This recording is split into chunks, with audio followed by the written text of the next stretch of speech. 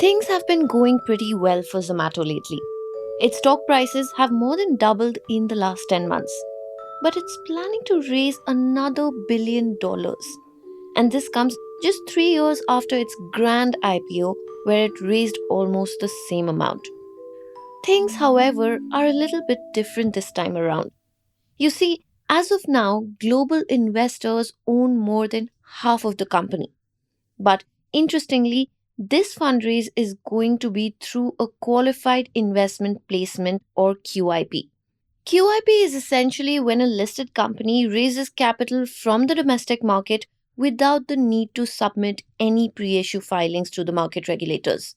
Only qualified institutional investors are allowed to participate in this kind of a fundraise.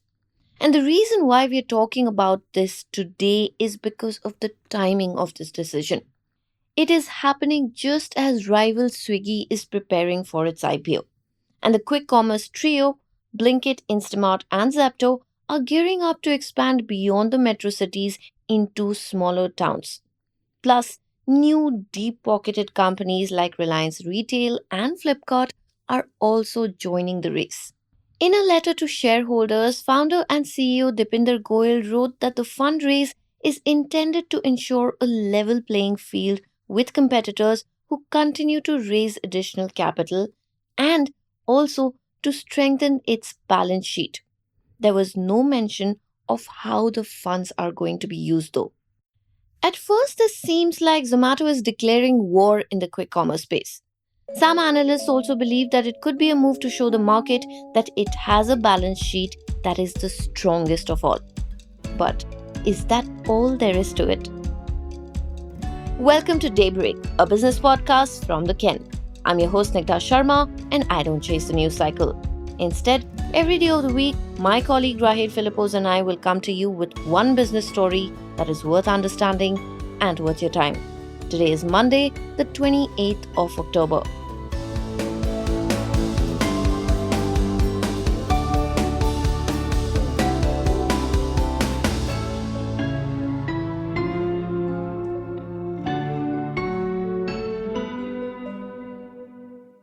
In India, e commerce regulations do not allow companies with more than 49% foreign ownership to legally own their own inventory.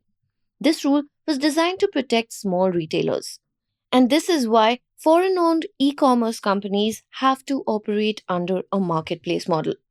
So, to pave the way for switching to an inventory led model, these companies need to change their shareholding patterns, which will ultimately help them insulate their businesses from future regulatory risks. You see, a national association of 4 lakh FMCG distributors has already complained twice to the Competition Commission of India about quick commerce companies.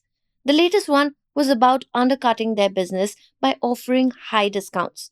And the last time was also just a few months ago, and it was because, and I'm quoting from their letter, these companies, meaning quick commerce companies, exercise significant control over their inventory, which directly violates the law both in letter and in spirit. The question is whether convenience and technology can be used as an excuse to dismantle the traditional retail sector. End quote. The CCI has already ordered a probe into the matter. So it makes sense. These companies should ideally secure 51% domestic shareholding. Now, Zomato's shareholding table tells a part of the story. Like I told you earlier, currently foreign institutional investors own about 52% of Zomato. 2 years ago, this was 58%. Meanwhile, domestic institutional ownership has climbed to 17%. 2 years ago, it was just a little over 6%. Now, just for your information, Reliance, which we know loves coming in and disrupting the market, owns its inventory and retails private label products at Geomart because its ownership is predominantly Indian.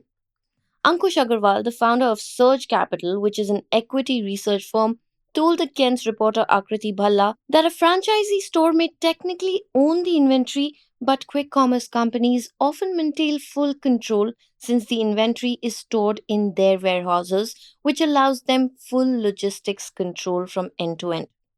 But in the recent analyst call, Dipinder Goyal did say that owning the inventory has its pros and cons, and that the marketplace model works well for the company, its sellers, and also its customers. He said that the company will continue to evaluate its business model as the quick commerce sector evolves. But here's the thing, it's not just Zomato. Most of Zepto and Swiggy's investors are also foreign. More on this in the next segment. Stay tuned. This excitement surrounding quick commerce is very similar to the frenzy around e commerce back in the 2010s. But there are some key differences.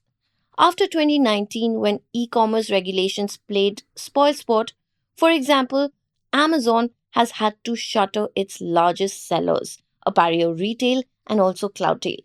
But quick commerce companies are not pushing legal boundaries in the same way. In fact, they are playing by the book and showing early signs of viability, which is something that has eluded e commerce for years.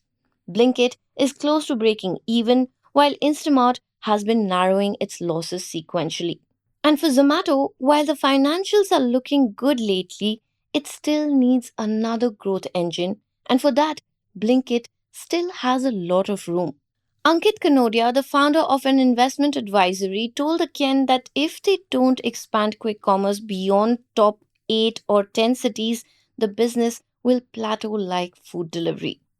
Even opening a dark store affects profitability in the short term, as seen with Blinkit due to the costs of setting up warehouses. In the analyst call, it was noted that there would be a margin pressure for a few quarters because of fixed costs from dark store expansion. Blinkit will continue to open both company owned and franchisee owned dark stores depending on the availability of franchisee partners. According to Karan Taurani of Elara Securities, the cost of opening a dark store ranges from 80 lakh to 1 crore rupees. If Blinkit opens all the remaining dark stores without franchisee investment, total costs could reach anything between 1,000 to 1,200 crore rupees, plus additional expenses for high cost inventories like smartphones and gold coins. But the quick commerce segment is attracting money from all directions. We are in a time where fashion platforms like Myntra and NewMe are also dabbling with quick deliveries. But Zomato's fundraise near Swiggy's IPO could further deepen the quick commerce market as investors double down on the segment. But this move could also impact Swiggy's valuations. Plus, Swiggy's investment bankers will have to make sure its pricing is even more appealing relative to Zomato's. So, from the perspective of a market leader, Zomato is raising capital again because, well, it can.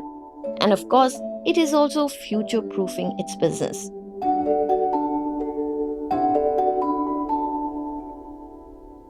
Daybreak is produced from the newsroom of The Ken, India's first subscriber focused business news platform. What you're listening to is just a small sample of our subscriber only offerings. A full subscription unlocks daily long form feature stories, newsletters, and podcast extras. To subscribe, head to theken.com and click on the red subscribe button on top of the Ken website. Today's episode was hosted by Snigdha Sharma and edited by Rajiv CM.